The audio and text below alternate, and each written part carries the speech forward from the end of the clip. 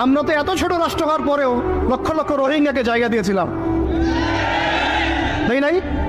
আমাদের ভাইরা 10 টাকা 5 টাকা 20 টাকা করে তুলে তোকে খাইয়েছে, ত্রাণ দিয়েছে, সরকার সহযোগিতা করেছে, বিভিন্ন এনজিও কাজ করেছে, করে নাই?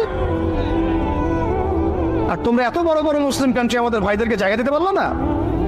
তোমরা ওদেরকে এই অবরুদ্ধ একটা জায়গায় 22 লক্ষ মানুষকে বোমের খোরা খাওয়ার জন্য ছেড়ে দিলা। আল্লাহ পাক তোমাদেরকে তেল দিয়েছিল, কোন ভাষায় বলবো আমি বুঝতে পারি না। আল্লাহ পাক এদেরকে তেল দিয়েছে, তেল, অয়েল, ব্ল্যাক গোল্ড। সবাই মিলে যদি বয়কট করে দেয়, ওদের একটা যুদ্ধ বিমানও ফ্লাই করবে না ইনশাল্লাহ। তেল ছাড়া কিচ্ছু করতে পারবে না ওরা। বাদশাহ ফয়সাল সৌদি আরবের প্রাক্তন রাজা ছিলেন, বাদশাহ ফয়সাল রাহিমাহুল্লাহ বলবেন, ওই একমাত্র সাহসী একজন নেতা দেখেছিলাম 1973 দিকে অয়েল বয়কট করে দিয়েছে। তেল দিব না, যা কি করার কর, যা।